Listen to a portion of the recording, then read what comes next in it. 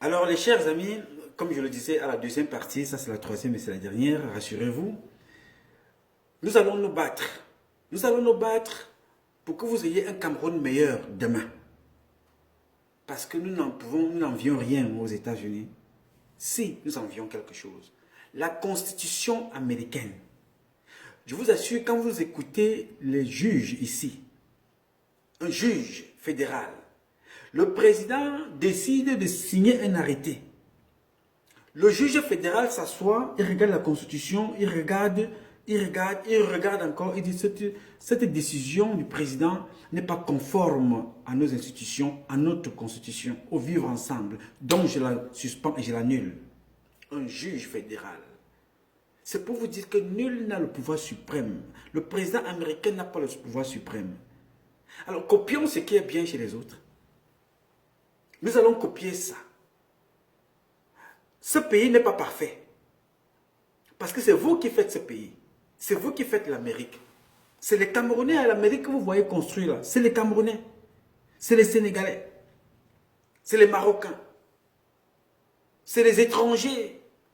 C'est les Américains qui sont nés ici. C'est les Blancs, c'est les Noirs. C'est des gens qui passent leur temps à penser.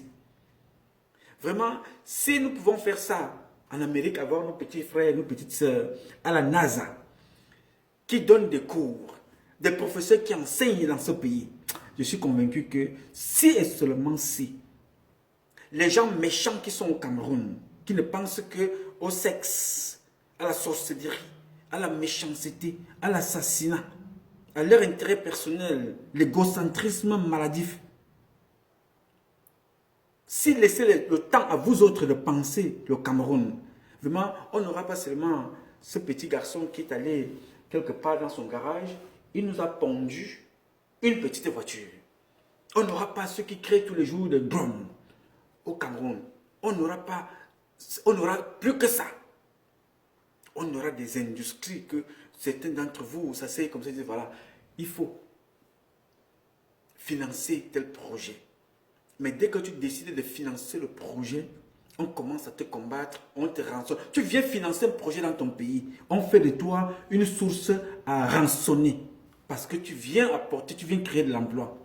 C'est pour ça qu'ils n'ont jamais rien créé au Cameroun.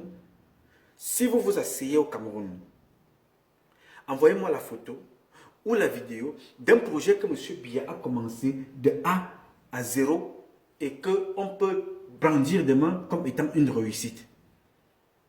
Je sais que vous allez m'envoyer des tonnes et des tonnes de photos de premières pierres de Biya.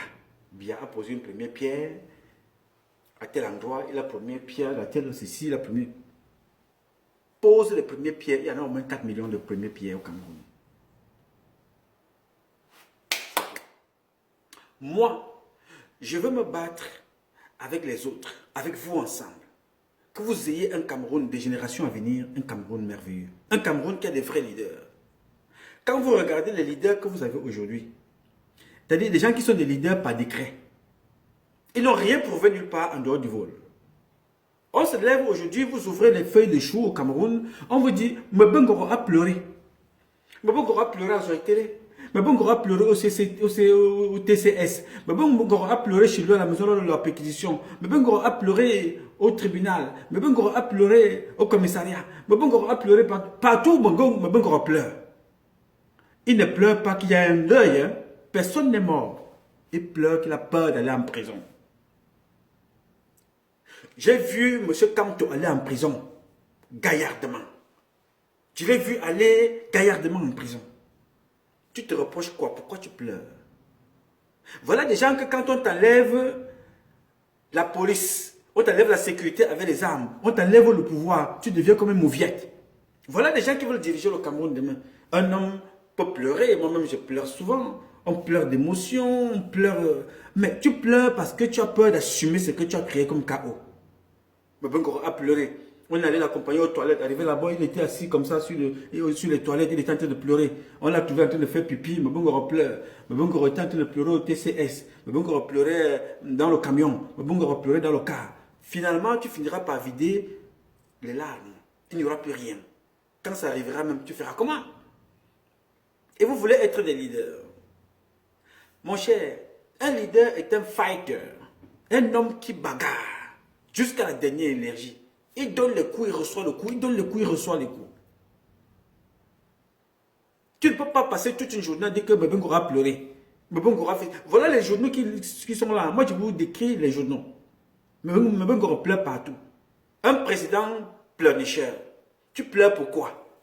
Ou tu dis Dieu? Comme disaient les boulots. Pourquoi un homme qui veut diriger le Cameroun pleure parce qu'il a peur? Est-ce que Nelson Mandela pleurait? Est-ce que tu as vu Atanganakuna pleurer? Est-ce que tu as vu le tout dernier, Kamto, pleurer? Zongang, pleurer? Même la plus jeune là, qui est allée en prison l'autre jour, là, abusivement avec vos conneries, là, Michel Ndoki, femme, est-ce que tu l'as vu pleurer? C'est quoi? Pourquoi cette honte là comme ça? Assume ce que tu as fait tranquillement et sache que ce soit avec Biya ou sans Biya, tu iras en prison comme les autres. Vous ne pouvez pas enlever le sang des Camerounais, tuer abusivement les Camerounaises et les Camerounais, tuer intellectuellement, physiquement, hein, et mystiquement, et vous croyez que vous allez rester en liberté avec vos enfants. Maintenant, tu pleures partout. Non. Le Cameroun de pleurnicheurs, ce n'est pas le Cameroun là que je veux. Je veux des Cameroun de combattants, des gens qui pleurent par émotion, des gens qui pleurent parce qu'ils ont réussi un examen, des gens qui pleurent parce que, c'est-à-dire que la fierté, on ne pleure pas de peur. Moi, quand vous m'avez traduit au tribunal ici, je suis allé là-bas avec mon escorte. J'avais Njomadi, mon ami un combattant, avec Simon Pemel, mon ami un combattant. Nous sommes allés au tribunal en force, on était prêts. Voilà quelqu'un qui part au tribunal, il n'a ni pièce d'identité, ni passeport, ni rien. Dans un pays d'Amérique. Et il est ici sur le toit de New York. Il part au tribunal avec vous. Il arrive là-bas, il gagne le procès. C'est ça un homme. Un homme, c'est celui-là qui sait tendre la main. Un homme, c'est celui-là qui sait reconnaître ses erreurs. Un homme, c'est celui-là qui sait demander pardon quand il a fait une faute. Un homme n'est pas celui-là qui va envoyer des gens aller pleurnicher à gauche et à droite. Maintenant, tu n'as plus d'escorte. Maintenant, tu ne menaces plus de personnes. Tu as enlevé des gens dans l'armée, dans la police, partout. Tu as arraché des femmes des gens. Tu as contaminé des maladies. Tout tu as fait. Et toi, tu étais content. Tu crois que tu étais invincible. Juste parce que tu as une menace que tu vas aller en prison. Il faut que le monde s'arrête parce que toi, tu vas aller en prison. Quand tu vas mourir, ce sera comment? Si tu étais Foumanakam, que feras-tu? Tu aurais demandé qu'on sorte des décrets pour arrêter la mort? Non, monsieur. Chacun va répondre de son forfait, le moment venu, de tout ce que vous avez fait au peuple camerounais, de tout le mal. Biyabi Vondo n'est plus notre sujet. Lui, c'est fini, Biyabi Vondo. Le président Biya, monsieur Biapol, c'est fini. Il ne peut pas revenir à 40 ans. Il ne peut pas revenir à 20 ans. C'est fini. Comme nos parents, tous, c'est fini là. Il va aller se reposer quelque part hors du Cameroun. Parce qu'on lui a tout proposé. Proposer à M. Biya de dialoguer avec ses enfants. Proposer de sortir tête haute, de créer un gouvernement de transition. Proposer à M. Biya de ne plus se représenter à l'élection présidentielle. De faire une porte de sortie. Il va mourir au pouvoir. Il va avoir la honte avec toute sa famille. Je vous le dis ici. Je sais de quoi je parle. Chacun sait ce qu'il veut. Et chacun sait ce qu'il fait dans cette société. Moi, je me suis battu à mon niveau depuis 27 ans. Ça ne me fait pas, je ne suis pas content de rester dans ce pays, vivre le froid tous les jours, avec la couverture sur la tête en journée. Ça change seulement de nom, on te dit manteau. C'est la couverture, on se promène avec la couverture pour lutter contre le froid. Qui peut être content de marcher toute une journée avec le manteau? Tu portes le caleçon, tu portes un collant, tu mets le pantalon au-dessus. Après ça, tu mets la veste. Avant la veste, tu mets un t-shirt, tu mets un petit pull à l'intérieur, tu mets la chemise, tu mets la veste et tu mets le manteau. Papa, les gens parlent de l'Amérique, de la France, de l'Europe, ils ne savent même pas là où nous vivons. Une souffrance psychologique pas possible. C'est-à-dire, tu vois quelqu'un à l'arrêt bus, il manque le pas sur place. Il est comme ça. Un, deux, un. Tu vois qu'il fait la galanterie. Il combat le froid, mon frère. Donc, moi, je ne veux pas rester ici. Nous voulons rentrer chez nous, dans notre pays, le Cameroun, faire ce que nous avons à faire pour l'intérêt de notre pays. Ça ne peut pas continuer comme ça. Donc chacun va répondre. On ne peut pas passer toute une journée à vivre ce que nous vivons là, comme ça, du 1er au 31, avec les mêmes personnes. Ça veut dire que les autres enfants sont nés avec quoi? Les urines. Et si vous étiez là éternellement et construisez le pays, on comprendrait, mais ce n'est pas le cas. Vol, vol, vol, vol, vol, mais. C'est quoi? Bien. Alors, je vais finir ce propos en vous rappelant quelque chose. J'ai vu un communiqué. Le communiqué, comme d'habitude, qui répondait au secrétaire d'État américain. Vous savez, les communiqués au Cameroun ont toujours des formules creuses. Comme le Cameroun est un pays de droit, est un État de droit.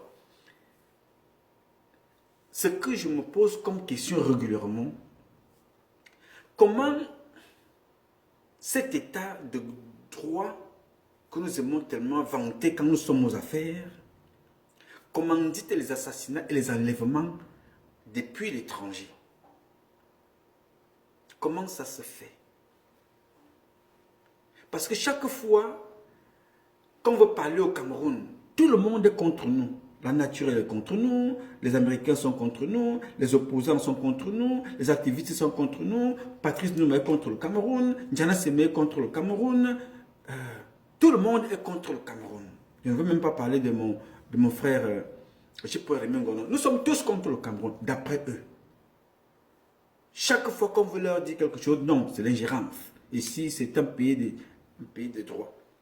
Mais ce pays de droit, là, l'État de droit, organise les enlèvements et les assassinats depuis l'étranger. Je vous parle de l'enlèvement de Garandi.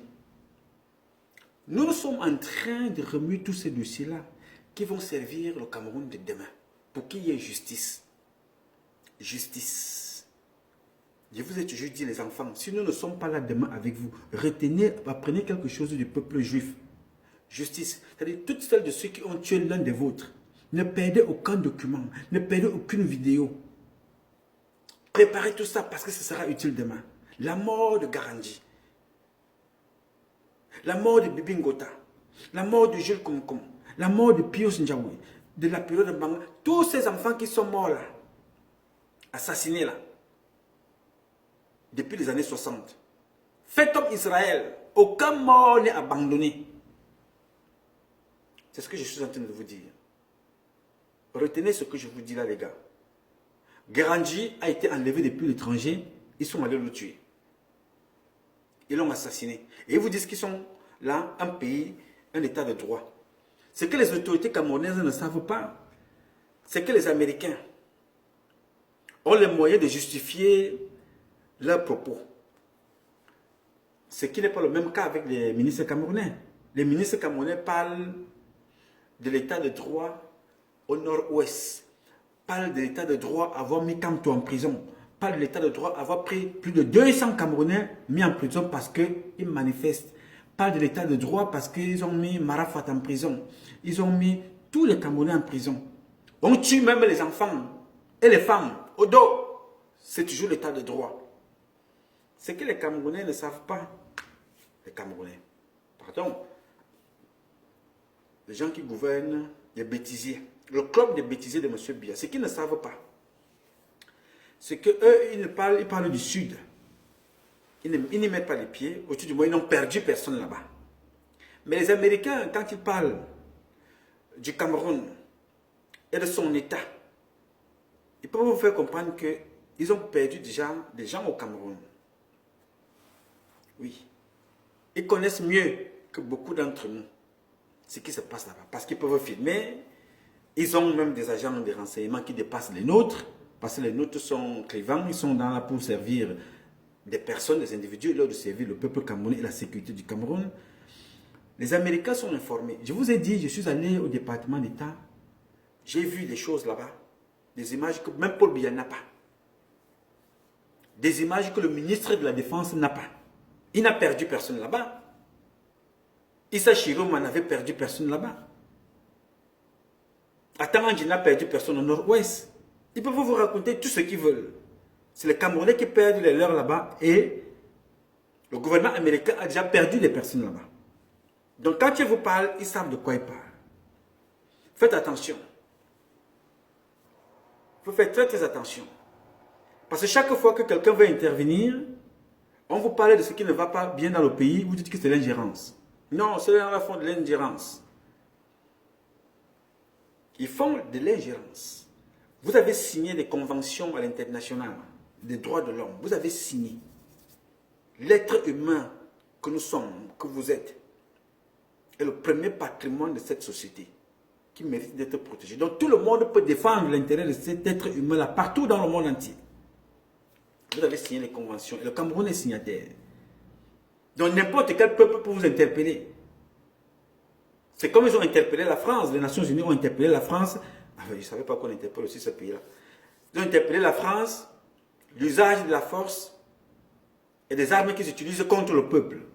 Les Nations Unies les interpellent aussi. C'est des conventions que vous signez. Vous volez l'argent des compétitions internationales. La CAN. On ne doit pas parler. Là, vous êtes dans vos petites chaussettes. Personne ne doit parler. Quand on parle, non, c'est l'ingérence. Ces ministres-là qui viennent raconter leur vie.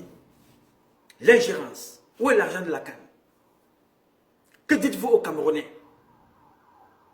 Le premier patron des cantres, il vient et dit le glissement. Nous aussi, comme des moutons, on reprend tous les jours. Papa, bonjour, comment vas-tu? Tu as glissé? Maman, tu vas où? Tu vas marcher? Fais attention au glissement. On va parler comme ça, on parle, et glissement. On a oublié. On parle maintenant, Ngongo a pleuré. Ce serait maintenant le challenge, le Ngongo pleure. Quand ce ne sera pas Ngongo pleure, ou quand ce n'est pas Ngongo pleure, c'est Nyangono qui danse. Ça a déjà commencé. Et c'est comme ça qu'on nous distrait. Pendant ce temps, ces cancres sont en train de tuer nos parents chaque jour, à chaque moment, ils tuent les nôtres. Et nous sommes là, on commande. Et quand quelqu'un veut parler, on dit non, c'est de l'ingérence. Vous volez l'argent de toute une communauté. Les Africains cotisent de l'argent, on vous donne que construisez les stades pour venir jouer au football. Vous volez. On vous parle, c'est l'ingérence. Vous violez les conventions, l'international. Convention des droits de l'homme, on ne peut pas parler. C'est l'ingérence. Vous attendez que c'est Dieu qui descende sur terre et qui vienne vous parler de ce qui se passe mal dans votre pays. Et là, vous allez comprendre. Et Dieu, ce Dieu-là même, vous ne le respectez pas. On ne peut pas continuer comme ça, les gars. Qu'à chaque fois que quelque chose se passerait dans ce pays, personne ne peut prendre ses responsabilités. Quand tu es dans le pays, dès que tu commences à parler, tout de suite, tu vas en prison comme Biemtom. Tu as écrit. Ne parle dans ce pays-là que M. Biya. La justice, le premier magistrat camerounais, c'est M. Biya. Et M. Biya là, observe qu'on tue dans son pays, on enlève des vies dans son pays. Pour lui, c'est comme si c'était des épopées, des histoires d'un pays imaginaire, ou des dessins animés qu'on lit comme ça. Premier magistrat. On tue autant de monde dans son pays. Nous, on continue toujours à gesticuler. C'est comme si de rien n'était. Quand tu rentres dans des bureaux des gens ici, aux États-Unis, on te fait asseoir, on te montre ce qui se passe dans ton pays. Tu dis, really? Mais comme j'avais vu ça depuis le départ, j'ai dit, moi je vais donner ma vie pour informer les Camerounais. Et je vous avais dit ça au départ, que psychologiquement, je suis préparé. Physiquement, je suis au point. Moralement, je suis au top. Rien ne peut ébranler le fils de la République que je suis. Dans la vérité de ce que je fais. Parce que je suis actionnaire majoritaire du patrimoine Cameroun. Et je parle seulement de ce qui concerne le Cameroun et de ceux qui ont usurpé l'autorité de mon pays. Ils ont abusé de mes biens. Et je parle à mon nom, au nom de mes enfants, au nom de toutes celles et ceux qui se reconnaissent dans cette lutte. Où aujourd'hui, on veut nous prendre en otage d'un théâtre, des gens qui veulent conserver le pouvoir pour leur intérêt personnel. Nous, on va s'asseoir là, on commente ça. Les militaires ne sont pas payés. Ils n'ont pas leurs frais de mission. Les policiers sont abandonnés dans les théâtres de guerre que le gouvernement en place a organisé. Les marchés ne sont pas payés. Les prestataires ne sont pas payés. Nos mamans pleurent dans des hôpitaux. Nous n'avons pas d'hôpitaux. Nous n'avons pas de routes. Nous n'avons pas d'eau potable. Nous n'avons pas des écoles pour nos enfants. Nous n'avons même pas de sécurité. Leurs enfants sont à l'étranger. Et les mêmes personnes nous disent aujourd'hui qu'ils veulent encore prendre le pouvoir. Et moi, je vais m'asseoir ici. J'observe ça et je regarde. No way. Vous savez, le monde fonctionne avec l'industrie pharmaceutique. Cette industrie pharmaceutique brasse beaucoup d'argent. Et pour qu'elle fonctionne, il faut créer des médicaments. Et pour créer des médicaments, il faut créer des maladies. Il faut créer toujours des choses pour vous les vendre, pour pouvoir rentrer de l'argent. C'est comme ça l'industrie des armes. Monsieur Biya a passé le temps à acheter des armes pour tuer les Camerounais. La communauté internationale regarde ça. Ils pouvaient réguler ça, c'est-à-dire qu'ils peuvent stopper ça à tout moment. Ils regardent ça parce qu'ils savent automatiquement qu'à un certain moment, il y aura des gens qui vont aussi se lever quelque part, vont se dire qu'on ne peut pas croiser les bras, voir nos parents être tués, comme ça à observer. Il y a des groupes qui vont aussi se lever, vont aussi aller acheter les mêmes armes pour venir s'opposer. Est-ce que c'est une bonne chose? Non, monsieur. Que faut-il faire? Pour ne pas en arriver là, il faut dialoguer. Vous avez imposé et proposé le dialogue à M. Biya. Qu'est-ce qu'il a fait? Rien du tout. La communauté internationale a parlé. Qu'est-ce qu'il a fait? Rien du tout. Il a continué à tuer jusqu'à brûler les hôpitaux, y compris les malades à l'intérieur. Vous êtes témoin de tout ça. Les militaires meurent et sont assassinés. Les femmes meurent et sont assassinées. Les femmes sont dépécées. On les prélève leurs organes. Elles sont vivantes. Paul Biya regarde tout ça. Sa femme regarde tout ça. Personne ne fait rien. Et vous croyez que devons-nous faire en fait? Moi aussi, je vais m'asseoir ici. Je suis dans le pays où les personnes sont capables de m'aider. Je croise les bras, je regarde, j'observe, je dis que non, je m'assois ici, je salue. Je commence à prier Dieu étant sur place. Non, Dieu ne va pas m'écouter. Non, monsieur. Dieu écoute l'action.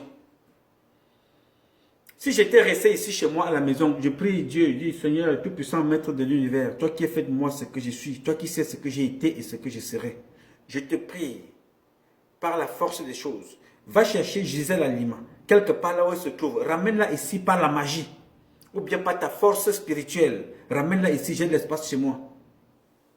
Dieu ne ferait jamais ça. Dieu m'a investi, je suis allé la chercher. Je l'ai amené ici. Alors, Dieu va vous investir à vous mouvoir, à bouger de là où vous êtes pour aller libérer votre peuple en utilisant les mêmes moyens que M. Biya utilise. Et c'est ce chemin-là que nous avons décidé d'emprunter. Nous avons aussi, quand vous voyez monsieur le secrétaire d'État américain parler, il vous dit ce qu'ils savent. Ce monsieur-là a été au Cameroun depuis.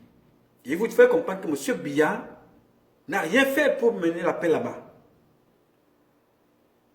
La communauté internationale parle. Tout le monde parle la même chose. Nous-mêmes, nous parlons la même chose. Qui est fier de voir ce qui se passe au nord au Cameroun? Qui est fier de voir ce qui se passe dans notre pays, le Cameroun? On parle du nord-ouest, du sud-ouest. Au Grand Nord, 2,5 millions de nos compatriotes meurent de faim. Aucun artiste ne fait une caravane, comme je l'ai proposé ici, fasse une caravane pour sensibiliser la communauté internationale, collecter un peu de fonds, un peu de matériel, un peu de trucs pour apporter à nos compatriotes là-bas. Mais pour aller porter le pain et danser, chacun va danser. Chacun va là-bas danser, prendre la sardine. Et vous êtes surpris que ça ne marche pas. Parce que les gens se sont arrangés à nous opposer. Alors nous sommes obligés de tendre la main à la communauté internationale pour nous aider. Et ça va arriver. Je vous le dis, je ne peux pas vous en dire plus. Mais tout ce que je peux vous dire, c'est que je ne suis pas resté bras croisés. N'Djamena Sembène n'est pas resté bras croisés. Vous n'êtes pas resté bras croisés. Vous manifestez partout, en Europe, aux États-Unis. Demain, vous allez sortir pour manifester. Continuez à manifester, chacun à son niveau. Dieu merci. On a tellement crié, on a écrit, on a sollicité des audiences que nous avons été écoutés par le président Donald Trump. Nous avons été écoutés par le département d'État américain. Nous avons été écoutés par des institutions importantes de ce pays et de cette société. On ne peut pas s'asseoir et ne pas célébrer notre quotidien avec nos parents. Tu es médecin. Tu es allé à l'école. Tu as réussi ton examen. Tu es incapable de fêter avec ta mère. Tu es incapable de fêter avec ton père. Il meurt au Cameroun. Il meurt tout simplement parce qu'un énergumène roulait comme un fou. Il est entré dans un marché et tué les personnes. Parce que rien n'est régulé chez nous. Ça ne veut pas dire que les gens ne peuvent pas mourir d'accident. Mais comment est-ce qu'on va dire, qu'est-ce qui est fait chez nous pour que les gens ne meurent pas d'accident? Rien. Quand ça les arrange, vous voyez un général qui veut se mettre en pleine rue avec les galons. Pip, pip, paquet là. Pip. Après, vous voyez les commandants, vous voyez les colonels. Ils font quoi en route? Ce n'est pas ça le véritable problème, les gars. Le problème est ailleurs. Ce n'est pas le sifflet qui est important. Ça se passe ailleurs. On ne peut pas continuer à enterrer des gens comme ça dans notre pays. Notre pays est devenu un mouroir. Tu quittes ici pour aller rendre visite à ta famille, à tes amis. Un jour avant que tu ne rentres, on t'empoisonne, tu meurs. À qui va-t-on faire confiance au Cameroun? On ne fait pas confiance à la famille, on ne fait pas confiance aux amis, on ne fait pas confiance aux institutions, on ne fait pas confiance à la police, à la gendarmerie, à l'armée. On ne fait confiance à personne. On va vivre où si nous ne faisons rien? C'est pour ça que nous avons décidé, les gars, de nous battre par tous les moyens pour que ça s'arrête. Et pour que ça s'arrête, il faut que cette génération-là, de nos parents, qui sont là depuis 60 ans, les Laurent Esso, les Belengue Boutou, les femmes Ndongo, les Foumanakam, lui il est déjà mort, il est parti, les Akamen Foumou, les Mama Fouda, les Grégoire Wona, les Bidongbat, les Libom Leken, tout ce monde-là, chacun devrait aller répondre de son forfait ailleurs. Et je vais personnellement m'investir. Et le CCT, et avec vous ensemble. Ce n'est pas l'histoire d'une personne. C'est une histoire d'un peuple qui n'en peut plus. Et je suis fier de vous. Vous qui avez décidé de vous lever, de vous manifester. De dire non, ça ne peut plus continuer comme ça. Il est donc temps d'être soudés pour faire quelque chose. Nous avons donc décidé de prendre le taureau par les cornes, d'aller vers nos amis, de faire comprendre qu'il faut mourir pour une chose qu'on croit vraie et juste. Mourir pour un peuple, pour une cause vraie, réelle. On ne peut pas se contenter de rester ici, profiter des droits de de ceux qui ont fait de l'Amérique ce qu'il est, de ceux qui ont fait de la France ce qu'il est, ou de ceux qui ont fait de l'Allemagne ce qu'il est. Nous devons nous battre aussi pour que les générations à venir viennent profiter des droits dans notre pays, le Cameroun. Nous avons besoin de vous tous. Hier, vous avez eu besoin de nous pour faire l'Amérique, la France, l'Allemagne. Aujourd'hui, ensemble, nous avons besoin des fils du Cameroun qui sont dans ce pays, en Allemagne, en France, aux États-Unis, un peu partout, et nos amis du Cameroun pour libérer le peuple camerounais. Parce que l'avenir du Cameroun n'est pas seulement pour le Camerounais. L'avenir du Cameroun, c'est vous, c'est nous tous, c'est le métissage que nous avons créé partout, avec ces enfants que nous accouchons partout dans le monde entier. C'est le vivre ensemble. le Cameroun. C'est le vivre ensemble, l'Afrique. Donc ce qui se passe en ce moment au Cameroun, c'est de la diversion. Ça ne doit pas vous perdre le temps. Gardez le nord, gardez le sud, gardez l'est, gardez l'ouest, gardez le nord-ouest, le sud-ouest, l'ouest, le centre, le sud. Gardez le Cameroun en bloc. Mais débarrassons-nous de ces gens-là qui nous ont conduits à ce que nous sommes aujourd'hui. Les gars, vous ne pouvez pas imaginer quel peuple nous sommes. Nous sommes un meilleur peuple. Science, intelligence, common sense, wisdom. Nous avons tout dans la tête. Nous avons tout dans la force. Nous avons tout dans l'intelligence. Mettons cela en pratique pour la libération de notre pays. Moi, je n'ai pas perdu mon temps. Rassurez-vous. Je n'ai pas perdu une minute de mon temps à l'extérieur. Je l'ai capitalisé à vous sensibiliser. Et je suis content qu'on en arrive là. Qui y crut? Quand Nalem Bengo allait trembler comme ça, comme une feuille. Lui qui instrumentalisait les gens de venir m'insulter. Lui qui instrumentalisait, il envoyait des gens comme les Patrice Ndongossé, détourner l'argent de l'État, insulter, parler avec mépris. Je suis toujours resté calme. Parce que je savais où nous partons. Et je vous avais dit ça, ce n'est pas moi qui vais commencer les hostilités. C'est entre eux d'abord. Et ça a commencé, comme dit quelqu'un au Cameroun. Et nous allons accompagner cela. Pas des actions. Ce n'est pas eux qui doivent donner le timing, c'est nous qui devons donner notre timing pour l'avenir des enfants que vous êtes. Je ne veux pas être étranger chez moi au Cameroun et que les Chinois investissent sur mon Cameroun, viennent s'asseoir là, nous dicter ce que nous devons faire. Non, monsieur, nous n'allons pas accepter ça. Nous allons nous battre pour que ce Cameroun-là, nous soyons fiers de défendre la mémoire de Om Nobel, de Ernest Wandi,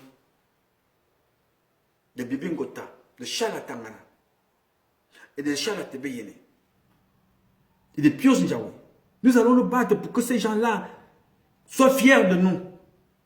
On ne peut pas se mettre là, s'asseoir sur Internet et commenter à longueur de journée, dire nos vies, dire ce que nous sommes, diplômés ou non, raconter des vies à longueur de journée pour distraire des gens qui sont là, qui utilisent Facebook pour leur business. On rentabilise la vie de quelqu'un. Facebook. Utilisons Facebook pour l'intérêt de notre pays, les gars. Et c'est avec cette intelligence-là que nous vaincrons. Parce que je vous connais trop intelligent. Hein. Vraiment, croyez-moi, si j'ai une fierté dans ma vie, quand je marche comme ça, je tape la main sur la poitrine. De meilleurs footballeurs chez moi. Les intelligences, c'est chez moi. La NASA, mes petits frères travaillent là-bas. J'ai confiance en vous, les gars. Aidez-nous à sortir de cette misère-là. Et je compte sur vous. J'en ai terminé pour ce soir. J'ai été trop long. Have a good night. I love you, people.